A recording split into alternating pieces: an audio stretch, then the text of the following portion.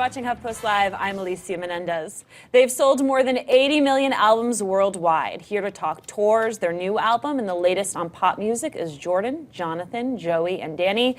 You may also know them as New Kids on the Block. Guys, it is so awesome to have you here. I cannot even tell you how excited I am, how excited our community is. But first, we got to talk breakup rumors. Where's Donnie? I know, no breakup. He's busy. He's somewhere on this Manhattan Island shooting his show Blue Bloods, so he's sorry he couldn't be here. But. All right, I'm sorry that he couldn't be here too. So talk to me about 10. What's the music sound like on this album? Well, I think it's a new sound for us. It's a sound that we haven't totally created yet. It's I would embrace. Thank you. Yeah. I guess overall it kind of has a Euro pop sound. We teamed up with a group of writers and producers called DK Music, great guys from Denmark, and a lot of pop music has been coming out of there actually. But it also has R&B, soulful elements that we really identified with. And when you get the five of us on a record, it's kind of cool that after all these years, I guess we do have a bit of a sound, so we kind of make it our own. And yeah, so. Danny, how would you define that sound? The sound on this record? I mean, it's basically what Joe said, but we were very lucky because a fan actually, we hired a fan that used to work for Interscope, Amy Nadeau, and she found the first single, Remix, for us, and she worked like A&R for us through the whole process. And she hooked us up with DK Music, and they did the bulk of the record. You realize now you're going to have fans sending you things. I think the cool thing about this record is that kind of like after us, like NSYNC and Backstreet Boys, they always got like great big pop records from like Scandinavian producers or European producers, and we never went that route.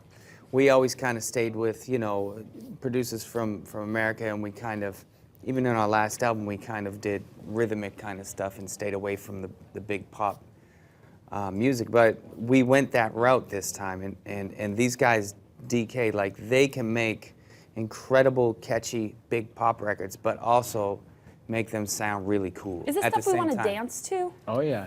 There's some. There's up tempos. Yeah, but there's, you know, a good, you know, handful of big ballads that again is kind of from our roots. You know, we started with those ballads back in the day, so it's a good mix of everything. And like we do often, we embrace the past, but we want to keep it fresh and current for us and our fans. We have a video comment coming in from a big fan of yours, Katie, and her daughter. Let's take a listen.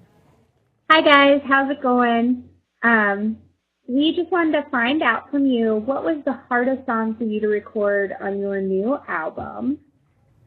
Jonathan, hardest song. The hardest. Is there one y'all just couldn't get together on? No, I mean, the whole process was pretty easy. Yeah. Well, I mean, it did. I wouldn't. Well, and until you're in the booth and trying to get the vocal, and you're trying to hit these notes that are like, you know, you think your eyeballs are gonna, you know. Does pop it get out. harder to hit those notes? No, it actually gets. I mean, well, challenging yourself expands. You know, it expands your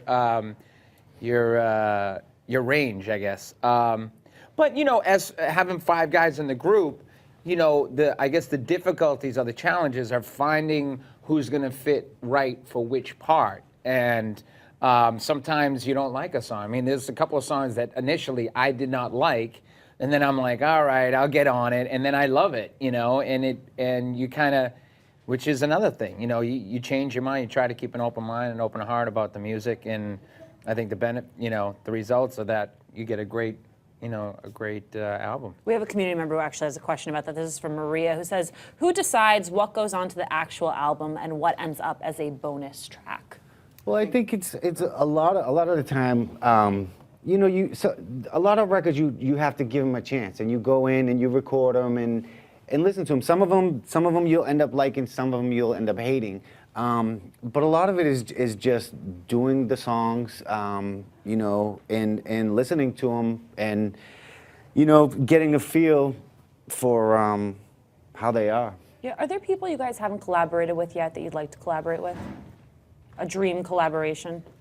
Well, I don't know. I think a lot of I times. know you got 5 people going on. Well, there's already. always like, oh, we'd love to work with Prince, of course, and people like that. But it's always it's always the people that are most enthused. That's who we like to work with. Talented people that are enthused to be working with us on a project. You can have a wish list of producers, but you know, when you start out with a record and then by the time you finish, that whole list is, you know, different. Right. You know, this album has gotten really great reviews, and I know that you want to say critics don't matter and the fans matter, right? I mean, the fans are the ones who keep you in business. For sure.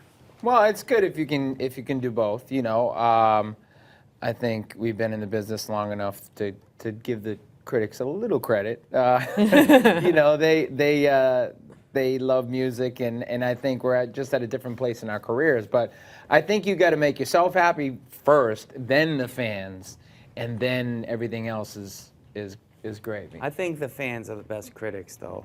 Like they'll keep it real with us, and they're like a lot of people think, well, your fans are gonna like anything. No, that's not the case.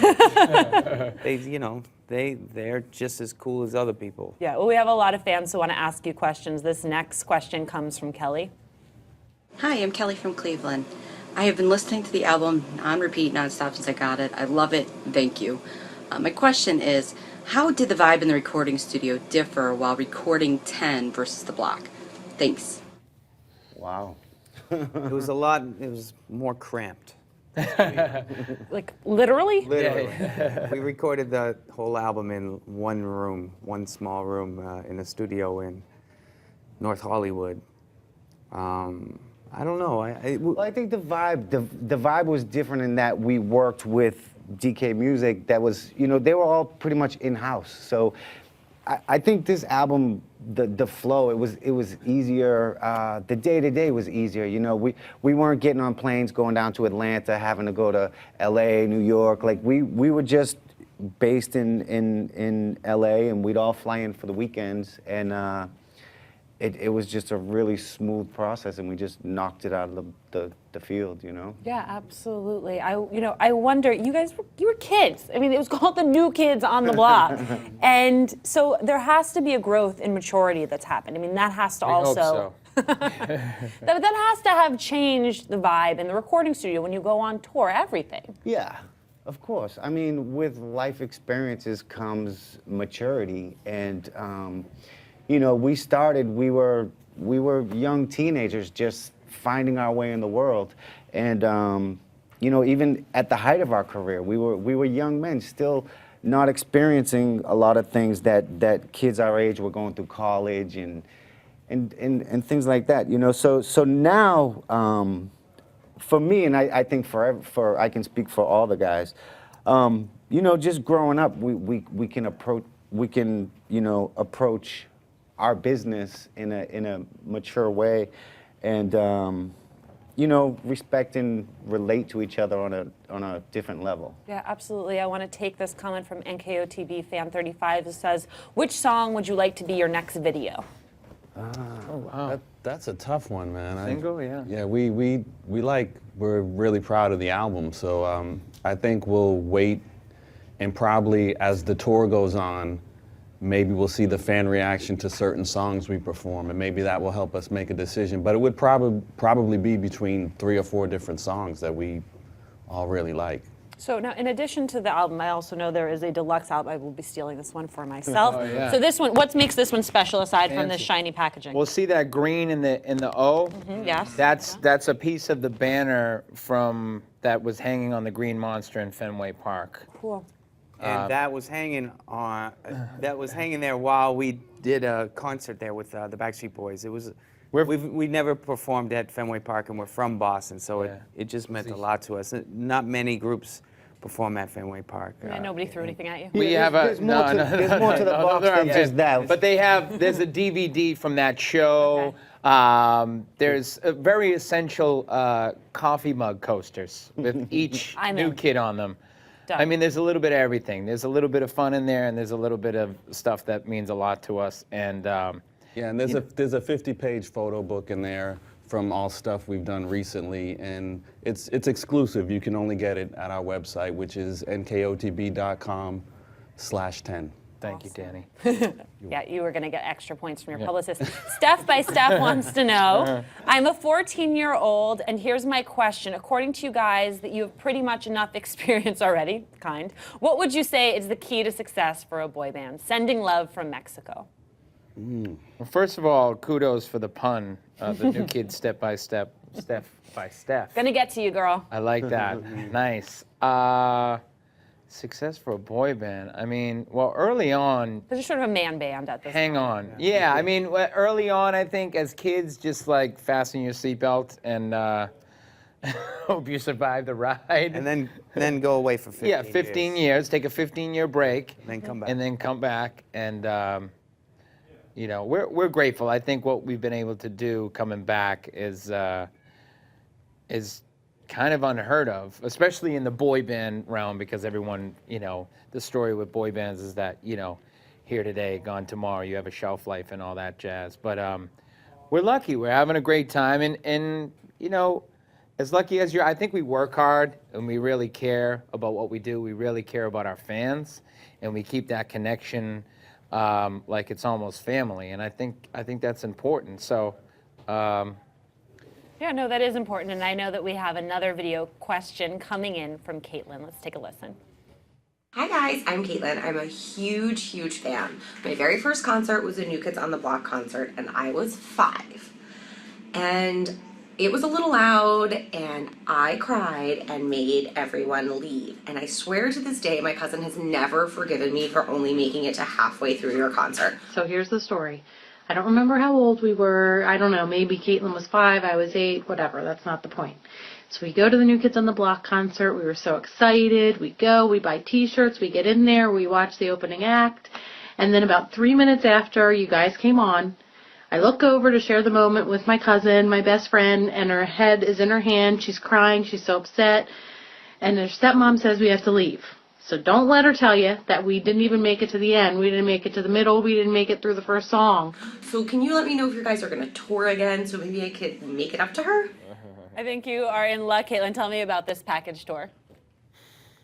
It's us, Boys to Men, and 98 Degrees. My producer made a joke that that's a lot of packages. Well, that's hence the One name. big package. Yeah, that's the name. A So whole lot of packages. We're very excited. I mean, Boys to Men, I mean, their legacy and what they've done and their hits are just, you know, second to none, really. And they did a little guest surprise visit on the tour we did, Backstreet Boys, and the crowd just went nuts for obvious reasons. But we really said we got to do this again, and our schedules worked out. And then 98 Degrees came back together, you know, for the first time in 10 years, and we thought that would be a great addition to the tour as well. So we're very, very excited about it. The reaction's been great, and we're just excited to make another awesome tour. Lots of questions about the tour. This is from ABS, who says, how many songs from 10 will you be performing on the tour? Will there be a mix of songs from the new album and the older songs we love? I'll be loving you forever, the right stuff. the older songs will always do them because people, you know, you can't put on a New Kids show. Gotta play the hits. Yeah, you got to play the hits. You can't eliminate a song just because we made a new record. So we got to squeeze the other stuff like in. Some of them make you want to like shoot yourself in the face. No, not performing. Not when 15,000 people are singing along with you. You can deal with it. I want to bring up this one from Deb, who says, and we'll do this by a show of hands, who of the 5 cried when the fans presented NKOTB with the Billboard ad on Saturday night? I got misty. I know I got a little, I definitely got verklempt. I got a little emotional. You should all just point fingers at Donnie since he is not here. This one's from Miss Delight 76, who says, 25 years between your first and your latest visit yesterday to the Apollo Theater. Any thoughts, feelings, memories you want to share? More tears. Now that was very emotional for Yeah. all of us. I could really tell. It was like it was heavy in there, and wow. There was a guy that worked there when we first performed there, 25 years ago, and he was talking to us and he said, "Welcome home."